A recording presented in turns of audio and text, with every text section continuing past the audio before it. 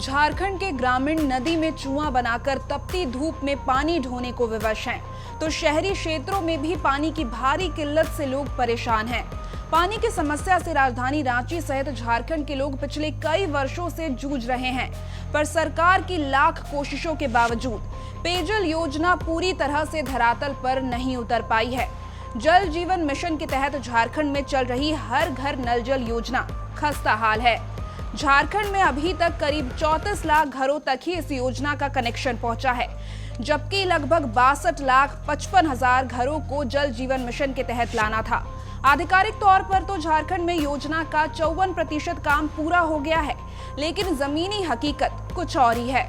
दरअसल वित्त विभाग की ओर से गठित अंतर विभागीय 7 सदस्यीय जांच कमेटी ने पेयजल और स्वच्छता विभाग में घोटाले का खुलासा किया है। जांच के दौरान घोटाले में इंजीनियर से लेकर कोषागार के अधिकारियों की मिलीभगत की बात सामने आई है। कार्यपालक अभियंता स्वर्ण रेखा रांची कार्यालय के जरिए साल 2019 से 2024 तक लगभग 160 करोड़ रुपए का काम हुआ है, जिसमें जांच कमेटी ने गबन की आशंका जताई है। इस घोटाले में फर्जी निकासी कर इंजीनियरों के द्वारा 3-3 करोड़ नकद लेने की बात सामने आई है। इसको लेकर नेता प्रतिपक्ष बाबूलाल मरांडी ने हेमंत सरकार को निशाने पर लिया है। उन्होंने सोशल मीडिया प्लेटफॉर्म एक्स पर पोस्ट लिखते हुए कहा है कि पेयजल और स्वच्छता विभाग में भी चारा घोटाले की तरह विभिन्न कोषागार से अवैध निकासी को अंजाम दिया गया है। उन्होंने सरकार से उच्च स्तरीय जांच की मांग की है, ताकि दोषियों को सजा दिलाई जा सके। वहीं पेयजल और स्वच्छता मंत्री योगेंद्र प्रसाद का कहना है कि उन्हें केंद्र से बकाया राशि नहीं मिली है, जिसकी वो गुहार लगा रहे हैं। नेता प्रतिपक्ष की हम बात करते हैं और उन्हें अखबारों में जो स्टेटमेंट दे रहे हैं वो निराधार है, और उसकी पूरी कार्रवाई को हमने सदन में रखा। आप लोग भी थे, पूरी कार्रवाई को सदन में रखा। और बाबूलाल जी को हम थोड़ा स्मरण कराना चाहेंगे कि शुरुआत हुआ तो उन्हीं के कार्यकाल से, 2018 से ही शुरुआत हुआ है।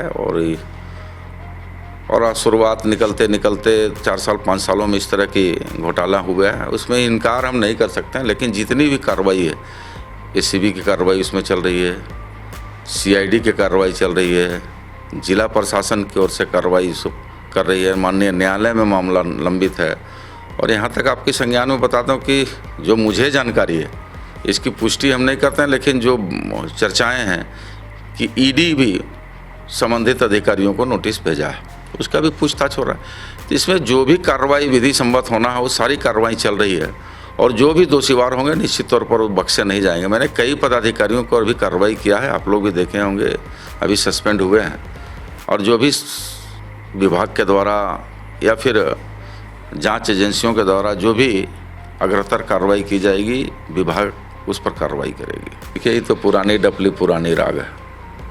मैंने तो विधानसभा में बड़ा स्पष्ट कहा है कि आपको भी कहेंगे, आज भी कहेंगे कि थोड़ा भारतीय जनता पार्टी के लोगों से भी पूछ लीजिए कि भाई केंद्रांश दिलाने में कब सहयोग करेगा। जहां हमारा 6500 करोड़ रुपया केंद्रांश बाकी है, केंद्रांश मिल जाए तो निश्चित तौर पर हर योजनाओं को हम लोग 100% पूरा करेंगे और राज्य की जनता को शुद्ध पेयजल आपूर्ति करेंगे।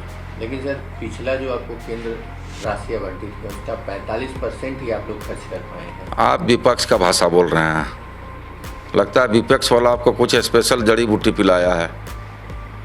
मैंने कहा यूटिलाइजेशन सर्टिफिकेट मैं दे चुका हूँ 24 में ही, अब कौन सा हम लोग खर्च नहीं कर पाए। मैं तो जितनी पैसा राशि केंद्र ने दिया उन सारे पैसों को खर्च करके यूटिलाइजेशन सर्टिफिकेट हमने केंद्र को भेज दिया। अब तो देखने का चीज़ है, और उसके बाद 6500 करोड़ के लायबिलिटी खड़ा है। इसलिए हमने कहा कि विपक्ष को लोगों को शायद जानकारी नहीं है, थोड़ा उनको यह स्मरण कराइए, याद दिलाइए, और नहीं तो चमन प्राश लेके भी जाइए कि भाई खाओ थोड़ा और देखो थोड़ा। लेकिन सर, जो नए बजट में आपको 24-25 में केंद्र ने जो आवंटित की है राशि, वो राशि क्यों नहीं केंद्र आपको दे पा रहा है? मैं तो यही से सवाल बार बार कहा हूँ। हमको पूछिएगा कि पेट में दर्द, हमको हर पूछिएगा कि कैसे ठीक होगा। अरे डॉक्टर ने बताया कैसे ठीक होगा। हम तो कह रहे हैं कि 6500 रुपये मेरा बकाया है, केंद्रांश हमको मिलेगा।